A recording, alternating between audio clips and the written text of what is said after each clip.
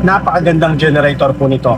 Kasi napakalakas po na generator nito. Pagkaanin, kaya po yung magpaandar ng tatlong aircon na 1.5 horsepower. Sabay-sabay po yan ha. Sabayan nyo pa po ng dalawang ref, dalawang TV, dalawang ventilador, internet, tsaka yung mga charger po natin ng laptop at cellphone. Wala pong problema. Bigyan po natin ng mga pa-order po sa atin ng mga generator po. Sa araw na ito, maging araw po kay Boss James Yadaw. Ang kinuha niya po sa atin na generator, 5,500 watts. Pero bago ko po testingin, ano ba ang kaya ng generator na 5,500 watts na Allen? Ito po ha, pag-usapan po natin yung Allen. Iba po kasi pagkaiba pong brand. Pero pagka Allen, kaya po yung magpaandar ng tatlong aircon na 1.5 horsepower. Sabay-sabay po yan ha. Sabayan nyo pa po ng dalawang ref, dalawang TV, dalawang ventilador, internet, tsaka yung mga charger po natin ng laptop at cellphone. Wala pong problema kasi napakalakas po na generator nito. Wala lang po siyang water pump po, pero yung mga appliances po natin sa ating mga bahay, dun sa mga nabanggit, dagdag po yung mga ilaw, kayang-kaya po yan. Kasi Allen na generator po yan. At ang kagandahan po nito ha, push button starter na po siya. Meron po siyang gulong, tingnan nyo ha. Kung gusto nyo i-transport, pwede po siya sa mga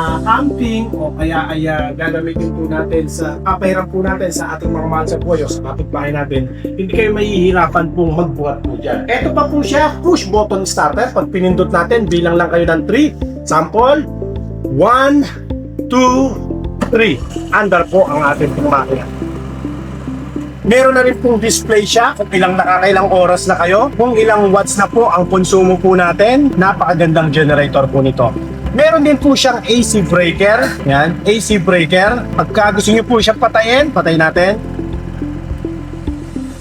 Yon, 3 seconds lang din po. Meron po siyang AC breaker kung sakasakali kung halimbawa accidentally may nagdikit na wire para maiwasan po ang sunog o pagkasira po ng ating mga appliances, ikakat po niya yung kuryente po. Kaya meron siyang breaker para maiwasan nating masira ang generator, masira din yung ating appliances, then po pumapasok ang breaker. Tapos, ang kagandahan nito, tatlo po yung kanyang output, yung kanyang saksakan. Pag wala po yung oil, hindi po aandar ang makina para maprotektahan po niya yung kanyang engine. Tapos nakagandaan nito, napakatipid po niyan sa gasolina mga kadiskarte. Almost 1 litro lang po yan kada isang oras. Tapos ang tunog po niya ha, ang tunog niyan 95 decibels lang po yan. 95 decibels lang po. Malakas lang ng konti sa boses ko po. Ang inverter generator ay isang uri ng generator na nagbibigay ng mas malinis, stable at ligtas na kuryente para sa mga ordinaryong generator. Maganda ito para sa mga cellphone, laptop, TV, ref at iba pang mga sensitibong mga electronic device sa ating pong bahay. Ang inverter generator ay may built-in na po siya na intelligent AVR o automatic voltage regulator. Mas matipid sa gasolina dahil automatic niyang ina-adjust ang RPM depende po sa load. Halimbawa, mga ilaw lang po ang nakasaksak, so mahina lang po ang RPM niya. Pero kung marami lang po nakaload, automatic pong nag-a-adjust ang kanya po RPM. Kaya mas matipid po siya sa gasolina. At ang kagandahan pa po ng inverter na generator, mababa po yung kanyang fluctuation.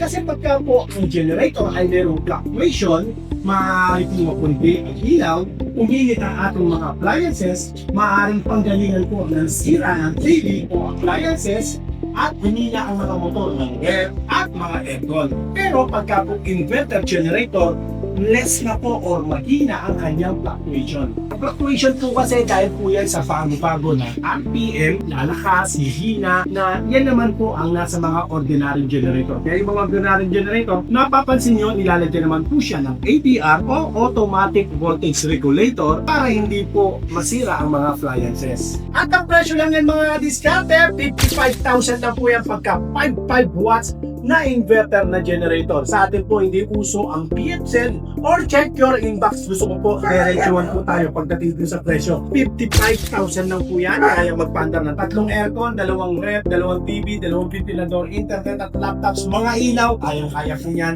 Yan po ang kayang paganahin ng Allen na inverter generator. Order man po sa atin ni RL Luis. Papadala po natin sa Southern Leyte. Ito naman po yung kanyang 3,200 watts. Kaya naman po niya magpaandar ng dalawang aircon, 1.5 horsepower, dalawang ventilador, dalawang ref, dalawang TV, internet at laptops. Ito po yan. Disusi naman po siya.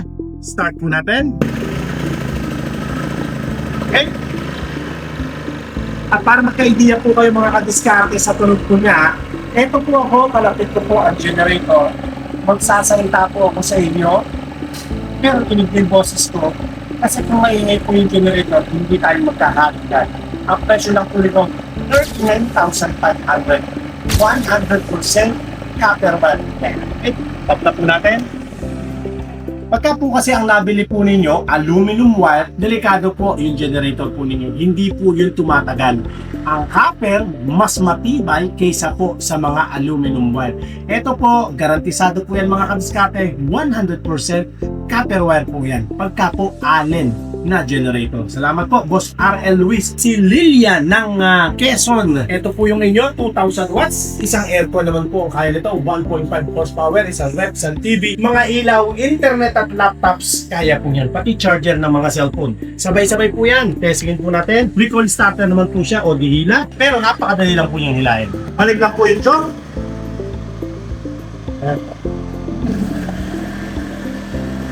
Teko natin. Ayan, opo. Sa lahat po ng mga interesado, pakikipin naman po yung follow para kung sakaling hindi man po kayo bumili po ngayon ng generator, sinasabi po natin ang presyo para naman po makapag-canvas po kayo. At makapili kayo, kahit hindi po kayo sabi bumili, makapili po kayo ng quality at dekalidad na generator. Pakishare nyo na rin po ang ating video sa mga kamag-anak o sa mga kakilala po ninyo. Ingatan nawa po kayo palagi ng Panginoon. God bless you.